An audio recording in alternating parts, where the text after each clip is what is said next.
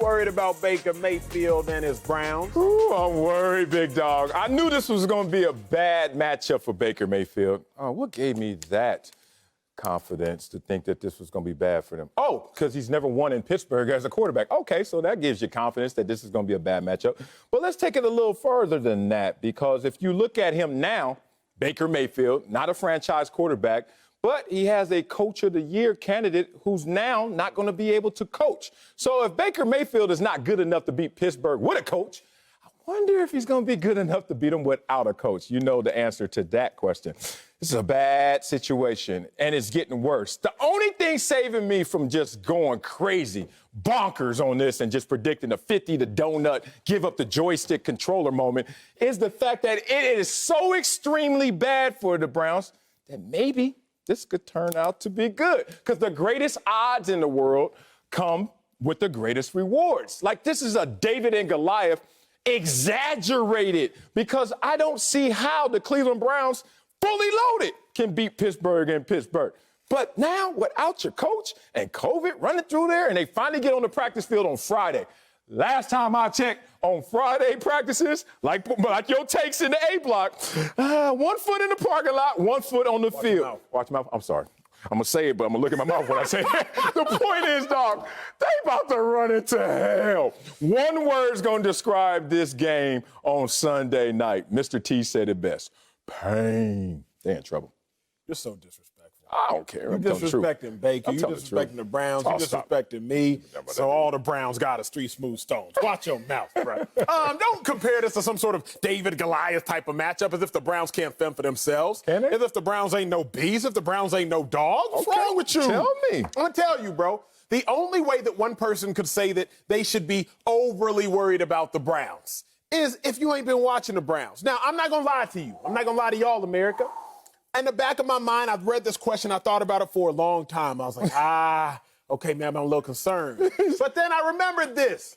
Think long, think wrong. I remembered paralysis by analysis. And I thought to myself, I'm not going to overanalyze something that's so simple. Okay. Baker Mayfield, since week 17, 16 touchdowns to 2 interceptions. Since week 17? Since week 7. I say, what Since week was he playing I got caught up in how many touchdowns 1 foot out the parking lot? I got caught up in how many touchdown passes he sold. Sure. I'm going to stake that for the week. Okay, Acho? Since week 7, 16 touchdown passes to only 2 interceptions, sir.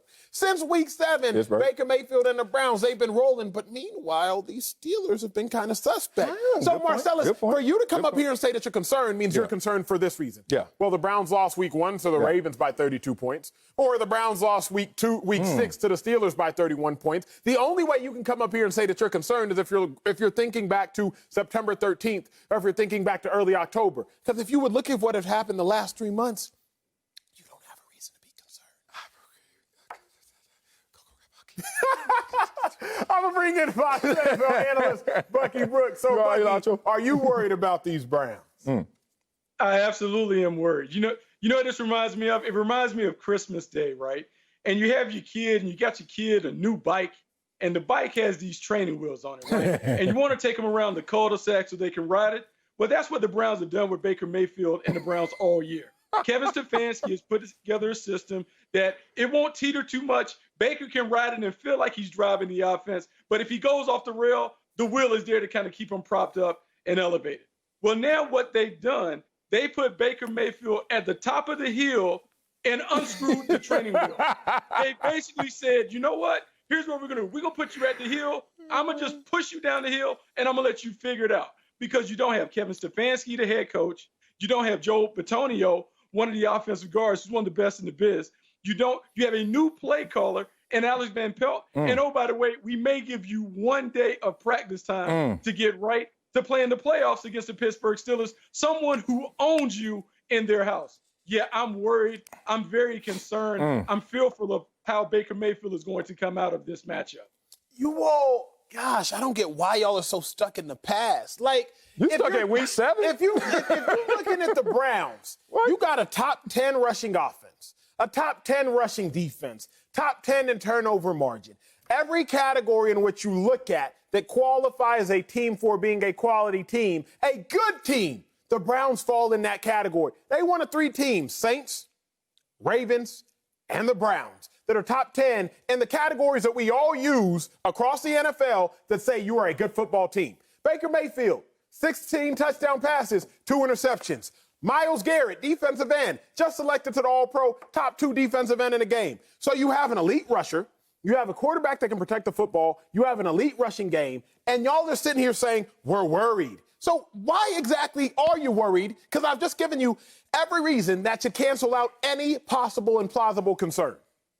Dog, let me tell you this. Because he's without. It's just that simple. Like, he wasn't enough with everything fully loaded, and now he's without it. As Bucky would say, the training wheels at the top of the hill, it ain't gonna end well. Get the hydrogen peroxide out, bro. He about to feel it. And I'm telling you why. Let's use this example of Kevin Stefanski, the running game, whatever you want to say is the engine of this team. And Baker Mayfield's just the tires, just on the ride with him. That's how it goes. It's okay. I'm not mad at Baker Mayfield for being a game manager plus all the way to maybe the potential of being a franchise quarterback. But he's not there just yet. So I'm going to give you some comps. I'm going to give you a full screen. And the best comps are specific. You know why? You got a 5,000 square foot house, Acho. I don't want you coming up to me with 10,000 square foot comps, because that ain't your house, big dog. And don't just say, well, I'm just going to double whatever mine is. That ain't how it works. Be specific. So look at this. Baker Mayfield with and without Kevin Stefanski. I wonder if he's a better winner. More wins. Nah, that win percentage ain't better. Completion percentage. Come on, Baker. Coach, they are not. You can still be accurate. Oh, you're not as accurate. What about the touchdown interception rate? Damn you. Okay, passer rating. Come on, Baker. Coach on the sidelines. It's a player. Okay, so here we go. That's specific right there, Acho. It ain't about week 7 playing everybody else. Let's go even more specific. Baker Mayfield, 0-3 in road games against who? The Pittsburgh Steelers. 58% completion percentage. 165 passing yards a game, average. And more turnovers than touchdowns.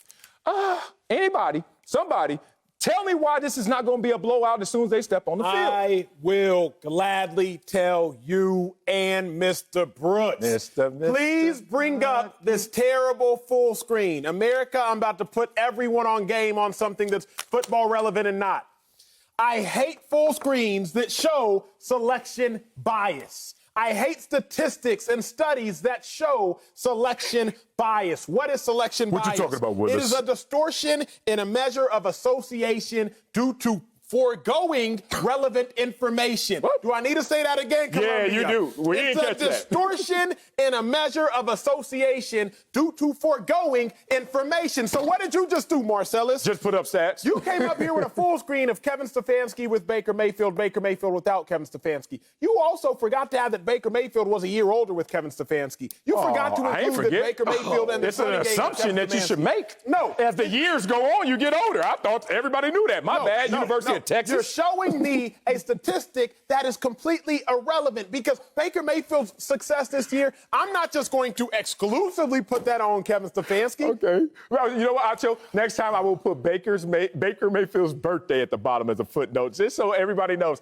He's older, y'all. He's gotten older. That's all you need to clear that up? That made no sense what you said, Acho. Get a Bucky. It didn't make any sense, because I didn't know being older automatically made you better. Playing more games in the NFL, more experience doesn't make you better? In our best shape as we got older. That doesn't always happen. Carson Wentz got better? As we get older. We don't get fitter as we get older. Did Carson Wentz get better? He got older. I didn't realize experience was a negative thing. My bad. But now, we as are we on think his about head it, as we go back to the thing, because Marcellus brought up the full screen, which really makes sense because it is relevant, because Kevin Stefanski won't be around. I don't know if you're a video gamer, but I'm a guy that likes to pride myself in being one of the best Madden players that's ever been on the planet. Woo. And what happens is you and I can pick the same team, but the way that you play the team is different than the way I play the team. So Alex Van Pelt is going to step into the play caller's role, and he may have the same play sheet, and they may have the same plays, but the way that he utilizes the personnel are different. Baker Mayfield is going to be looking at the sideline saying, this is not the same flow that I've had. I don't understand what we're doing. And we're trying to do this with limited practice time. Oh, man, chalk this up. Pittsburgh. This chalk. This Chuck, 21 donut, this skunk rule. Give me the joystick, go give me some Cheetos and Hawaiian Punch while you at it, Baker Mayfield. Look, Alex Van Pelt, my former teammate. Hey, I wish you well, big dog. I'm not going to put this on you. We've seen Baker Mayfield without a Coach of the Year candidate.